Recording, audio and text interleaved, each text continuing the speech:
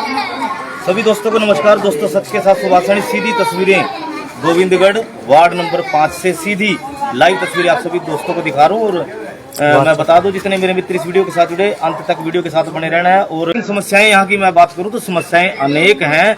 लोग अपना दुखड़ा जो है बोलने के लिए गलियों में ही खड़े हैं। मैं अपने कैमरामैन से कहूंगा एक बार मेरे साथ आए, तस्वीरें सीधी गोविंदगढ़ से मैं दिखा रहा हूँ। माता जी ये बताइए आपकी समस्या क्या? आप भी राशन कार्ड के लिए खड़े हो? राशन कार्ड लेकर, राशन कार्ड खड़ी लेकर राशन कार्ड काट दिया मैं। कितने दिन पहले कटा है? कल ही पता लगा जी माना तो।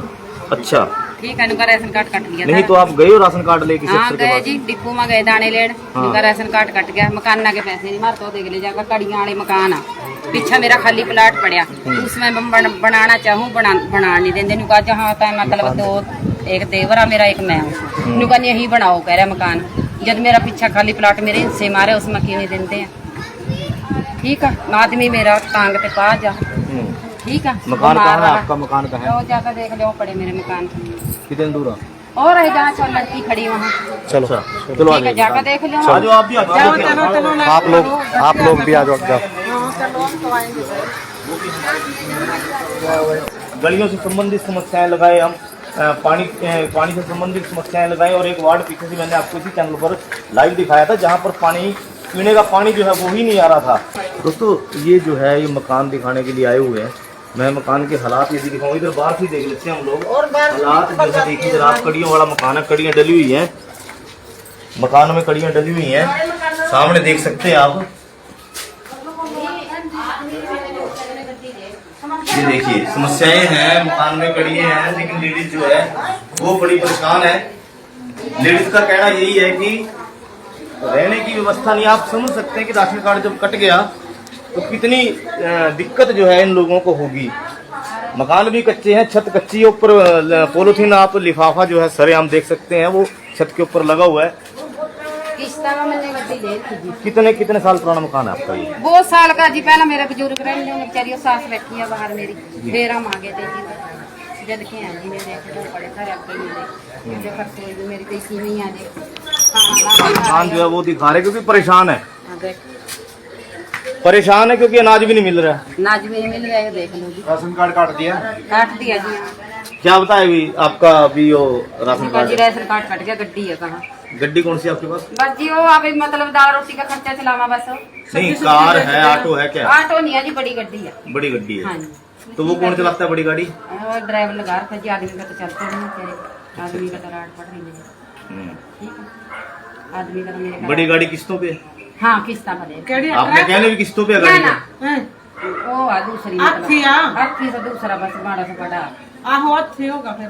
आपने बताया नहीं किस्तों पे गाड़ी? तो हाँ गड्डी तो किस्ता बाजी सब नहीं पता कि गड्डी तो किस्ता बाजी, बल्कि घर में चीनी भी नहीं थी ज्यादा, किस्त भर के आए गड्डी की सारी। मैं वो पड़ी है गड्डी की किस्ता पड़ी है सारी। कोई हम झूठ थोड़ी बोलेंगे गरीब आदमी। नहीं झूठ कोई बस बैठ जो चाय पी लो। नहीं तो डिपो वाला तो नहीं काट सकता ना इस तरह? क्या पता जी, गए थे ये बल्क मैं एमसी का लेकर गई थी। मैं एमसी में नहीं लिया नहीं आएगा।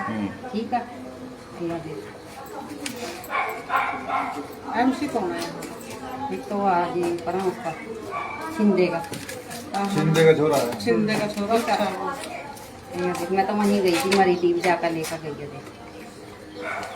दोस्तों राशन कार्ड मैं दिखा रहा हूँ आपको, ये इनका राशन कार्ड है ये लेकर जो सरकार की तरफ से मान्य है कि कोई भी राशन जो है डिपो होल्डर से जो मिलता है सरकार की तरफ से वो सुविधाएं इनको मिलेंगी। मकान हमने आपको दिखाया, मकान में कड़ी है, ऊपर अभी लिफाफा वो भी डला हुआ है ताकि मकान, बारिश का समय है क्योंकि बारिशों में मकान ना चुभे इसलिए लिफाफा इन्होंने घेरा है। और इधर की तस्वीरें मैं अपने कैमरामैन शिवगिरी को ध्यान से कहूँगा जरा तस्वीरें ध्यान से दिखाएं। ये वो गरीब लोग हैं जिनकी फरियाद ना शासन सुनता ना प्रशासन सुनता। सुधा जी हैं, एमएलए हैं यहाँ से, उनकी वाइफ जो है वो चेयरमैन है। हालात आप लोग देख सकते हो, गलियों के हालात भी मैंने आपको दिखाए थे। पानी की आरटीआई डाली थी। जी बताइए। आरटीआई में यहाँ पे कुछ लोगों को पैसे मिले 50%, उसके बाद उनको पैसे नहीं मिले। अभी मैंने आरटीआई वो फाड़ दी है क्योंकि कोई सुनवाई तो यहाँ है नहीं। इनके लिए मेरा झगड़ा हुआ था कमेटी वालों से, 50,000 की डिमांड की। इन्होंने मकान बनाया, 50,000 रुपया दिया तब इनको पैसा मिला। और यहाँ पे भैंसों के लिए मकान पक्के बन गए हैं, उनके लेंटर हैं और भैंसों के लिए मकान पक्के बन गए हैं प्रधानमंत्री योजना के तहत। लेकिन इनके गरीबों को इनको जिनको जरूरत थी उनको मकान नहीं मिला। इनका तो राशन कार्ड भी काट दिया आज। राशन कार्ड भी कट गए तुम्हारा तो जब तक ये वोटिंग आपकी ईवीएम से होगी, जब तक आपको कोई इंसाफ नहीं मिलेगा। यो तो देवा जी आप मेरा बैलेट साथ पेपर देवा से वोट कीजिए, इंसाफ तब मिलेगा। जी सीधी सी बात है, ये सच्चाई मैं बता रहा हूँ। नहीं कहने का मतलब ये घपला ही घपला घपला ही है, पूरा घपला। अगर कुरुक्षेत्र के अंदर दोस्तों तो बताने की जरूरत नहीं है अभी क्या है, सभी लोगों को भी पता, आप लोग सभी समझदार हो, पता ही है क्या सिस्टम चल रहा है नगर पालिका का, कुरुक्षेत्र का। तो हालात जो है खराब है। गरीब व्यक्ति जिसका मकान के ऊपर कड़ी है, अभी बारिश से बचने के लिए इन लोगों ने जो है तरपाल वगैरह डाली है छत के ऊपर, और राशन कार्ड भी कट गया। थोड़ी बहुत ही जो सहूलियत सरकार की थी वो भी छीन ली गई, काट दिया कल की तो सहूलियत वो भी छीन ली गई। मेरा झगड़ा हुआ था सर किस्त वालों से, इनसे पैसे की डिमांड हुई थी। पति के देखो पड़ी हुई है सर, वो हार्ट का ऑपरेशन भी हुआ है। मेरे सामने उन्होंने 50,000 की डिमांड की थी। 2 लड़के आए थे, जब ये द्वारा गए हैं तो बोलते हैं गली में झगड़ा करते हैं, हम इनका मकान की मंजूरी नहीं करेंगे। और यहाँ मैं बोलता हूँ कि यहाँ पे इंक्वायरी तो करवाओ ना आप, पता लग जाएगा किसके मेरे ऊपर भी कोई वो कर दे। नहीं ये मैं तो पूरा टैक्स पे कर रहा हूँ। सच बोलने वाले व्यक्ति की जीत होती है, ये बात हमें भी पता है, तमाम लोगों को पता है। और मैं इधर पीछे की तस्वीर अपने कैमरामैन सहयोगी से कहूँगा दिखाएं जरा, ये जो है नगर परिषद के लोगों ने आके कर ली कि 50,000 रुपये दो, तब जाके आप ये मकान की अपना नींव रख सकते हैं यहाँ पे। तो देखिए अभी जैसा बिल्कुल बिल्कुल अभी आपने जैसा कि मुझे बताया, मैं अभी वहाँ जाके ये करूंगी। और अगर मैं ये बात बोलूंगी तो शायद होता है कि ओपोजिशन है, ओपोजिशन का नाम दिया जाएगा, लेकिन वो खुद अपने मुंह से जो बताएंगे वो चीज जायज गिनी जाएगी। तो हम चल के उन्हीं से बात करते हैं। आइए चलते हैं। तनुजा जी हमारे साथ चल रही हैं, आ जाओ, एक बार वहीं आ जाओ। बदलाव नहीं मेरी बात सुनो, हम कहीं नहीं में दबेंगे।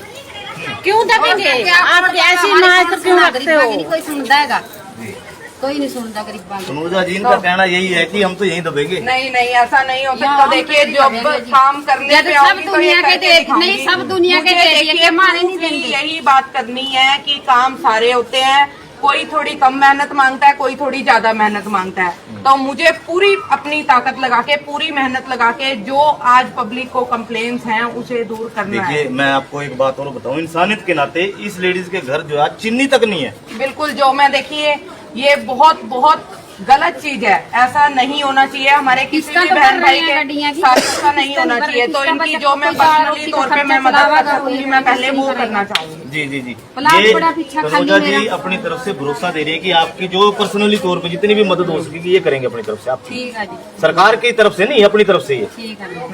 ये देख ले मारे पे पड़े बिल्कुल लगा तो रहे हैं। अब इसमें तो देखो जब मेरे हाथ में ये पावर आ पाएगी तो देखिए मुझे भ्रष्टाचार मुक्त होना है। पहले तो सबसे पहला कदम ये है कि भ्रष्टाचार खत्म करने की शुरुआत मुझे खुद से करनी है। तो मेरे मन में कभी भी ऐसी नहीं आनी चाहिए कि मुझे पब्लिक का खाना है, मुझे पब्लिक की सेवा के लिए बनाया जाएगा। तो मुझे सबसे पहले तो उस दिशा में कदम उठाने हैं। पर्सनली जिसकी जैसी मदद कर पाऊंगी पहले वो करूंगी, और सरकारी काम तो देखिए उसके बाद आते हैं। तो उसमें तो जैसा काम करूंगी वो सभी आपके सामने होगा। जी जी जी। तनुजा जी, धर्मवीर जी भी मेरे साथ खड़े हैं, सर क्या कहेंगे? देखो भाई, बहन जी के लिए बहुत फालतू है, ऐसा कभी सोच भी नहीं सकते कि ऐसा होगा। मगर अब नहीं कोई बात हमारी जो पार्टी है जब ये आएगी, नहीं कोई बात इसका झंडा एक ही है, ताऊ देवीलाल की पार्टी है। ईमानदारी कहते हैं ना, जब कोई बन जाता है 5 साल दिखाई नहीं देता, अगर दिख जाता है तो काम नहीं होते, उसको ढूंढने चपले का शक्ति है उसे मिलने के लिए। जी अब की बार हमारी जो पार्टी आएगी उसमें जो बने कैंडिडेट, ऊपर से ऑर्डर है कि हम जो भी काम करेंगे वो लिखित रूप में कॉन्ट्रैक्ट के साथ, सरकारी मोहर के साथ वो देंगे कि हमने ये काम करने हैं, जनता के बीच में रहना है, जो भी काम होएगा पूरी ईमानदारी से होएगा, वो लिखित रूप में दिया जाएगा। तो काम करने हैं तो हैं, और वो जो करने ही है तो लिखने में क्या अर्ज है? हम काम करने के लिए खड़े हुए हैं तो हमारे को लिखित रूप में देने से क्या अर्ज? कोई अर्ज नहीं है। हम काम करके ही दिखाएंगे, लिखित रूप में देंगे कि हम जनता का काम करेंगे और भ्रष्टाचार से दूर रहेंगे। भ्रष्टाचार से दूर रहेंगे।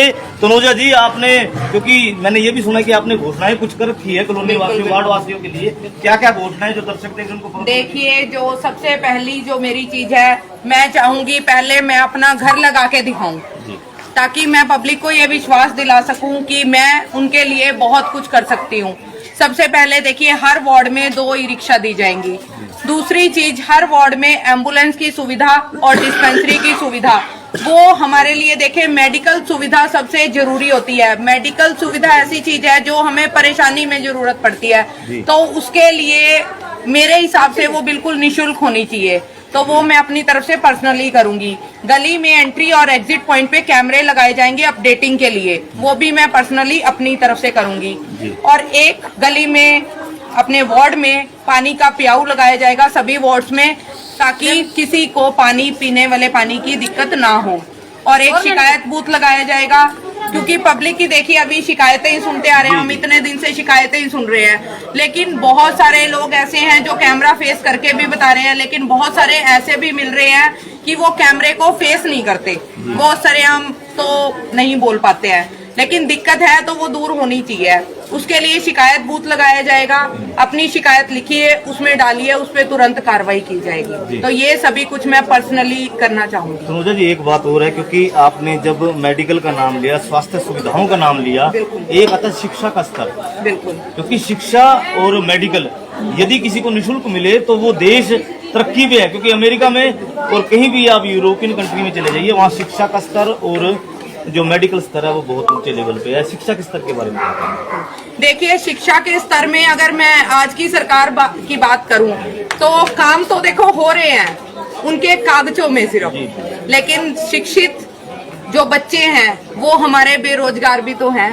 बेरोजगारी और शिक्षा का संबंध बहुत कहते हैं ना अटूट रिश्ता हो चुका है। शिक्षित तो हैं लेकिन बेरोजगार भी हैं, तो शिक्षा फ्री होनी चाहिए, लेकिन उसके साथ साथ बेरोजगारी भी खत्म होनी चाहिए। तो ये दोनों चीजें ही जरूरी है। इस फील्ड में जो कर पाऊंगी वो भी करना चाहूंगी। तनुजा जी शिक्षा तो फ्री है सरकारी स्कूलों में, लेकिन बदहाल है स्कूल। इन्हीं वार्डों में आपको सरकारी स्कूल मिल जाएंगे, बदहाल स्थिति में, टीचर नहीं है, सफाई कर्मचारी नहीं स्कूलों में। तो सफाई कर्मचारी भी देखिए, जो मैं पर्सनली तौर पे जो मैंने अभी घोषणाएं की हैं, तो अभी जो हमारे कमेटी के जो भी सफाई कर्मचारी हैं वो हड़ताल पे बैठे हैं। तो हम वहाँ कल परसों गए थे, उनकी हड़ताल का कारण जाना हमने। शायद वो कच्चे कर्मचारी हैं, वो पक्का होना चाहते हैं, तो कहीं ना कहीं वो वर्ग भी दुखी है। तो पूरा कुरुक्षेत्र हमारा परेशान है। सफाई वो तब करेंगे जब उनके लिए कुछ कर पाएगी सरकार, वो सरकार से तंग है। और स्कूलों में जो स्कूलों के हाल हैं वो सरकारी काम के अंडर आते हैं, ऊपर सरकारें बैठी हैं। अगर वो घोषणाएं ऐसी करते हैं कि हम शिक्षा फ्री कर रहे हैं, स्कूलों में हर एक फैसिलिटी है, तो देखना भी उनका फर्ज बनता है। जो उन्होंने फैसिलिटीज दी, प्रोवाइड करवा रहे हैं, वो ऊपर से अनाउंसमेंट्स कर रहे हैं कि हाँ हमने फील्ड में ये सुविधाएं दे दी, तो उनके ऊपर गौर भी किया जाए। अगर वो नहीं करेंगे तो मुझे पब्लिक मौका देती है तो मैं भी कुछ करना चाहूंगी उनके लिए। जी जी जी, बहुत बढ़िया बात कही। यदि पब्लिक मौका देती है, अपील कर रहे हैं और घर घर घूम रही है तनुजा जी, प्रत्येक वार्ड में, कुरुक्षेत्र के बहुत से वार्ड अभी से इन्होंने कवर कर दिए हैं और सीधी बातचीत रही। और मैं लोग भी यहाँ पर इकट्ठे हैं क्योंकि समस्याएं जो है वो ज्यादा हैं। जितने मेरे मित्र इस वीडियो के साथ जुड़े उन सभी का धन्यवाद।